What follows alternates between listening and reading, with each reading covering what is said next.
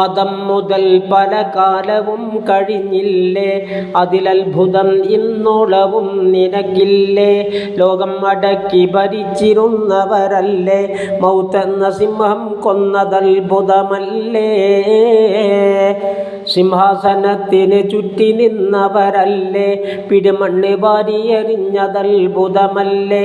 കുതിരപ്പുറത്ത് സവാരി ചെയ്തവരല്ലേ, ശവമഞ്ചയാത്രയും ചെയ്തതത്ഭുതമല്ലേ. മണിമേട മുകളിൽ ഉല്ലസിച്ചവരല്ലേ, മണ്ണിൻ്റെ കീഴിൽ പെട്ടതത്ഭുതമല്ലേ.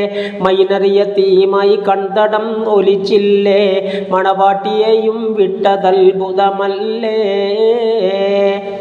കെട്ടിപ്പുണർന്നവൾ ചുംബനം തന്നില്ലേ, അവളന്യമെത്തയിൽ പെട്ടതത്ഭുതമല്ലേ. തിരുമുമ്പിലെന്നും പുഞ്ചിരിച്ചവളല്ലേ, വാവിട്ട് നിലവിളിക്കുന്നതത്ഭുതമല്ലേ. കൂട്ടായി കഴിഞ്ഞവരൊക്കെയും പിരിഞ്ഞില്ലേ, അവനേകനായി കഴിയുന്നതത്ഭുതമല്ലേ. കുഴിച്ചിട്ട സ്ഥലമിൽ കാലികൾ മേഞ്ഞില്ലേ, മാംസങ്ങളും പുഴു തിന്നതത്ഭുതമല്ലേ. കണ്ണിൻ്റെ കുഴിയിൽ വെള്ളവും നിറഞ്ഞില്ലേ, അത് മുഴുവനും മണ്ണായതത്ഭുതമല്ലേ. ഉദരം ക്രമേണ പഴുത്ത് ചീഞ്ഞൊലിച്ചില്ലേ, അത് പൊട്ടി ഖബർ നിറഞ്ഞതത്ഭുതമല്ലേ. ഇത് കണ്ട് കരയാനും ഒരാൾ അവർക്കില്ലേ, കാണുന്ന മാർഗമടഞ്ഞതത്ഭുതമല്ലേ. ഫോൺ കമ്പി ലെറ്റർ മുഴുവനും നിലച്ചില്ലേ, അവർക്കുള്ള ഹാലറിയാത്തതത്ഭുതമല്ലേ.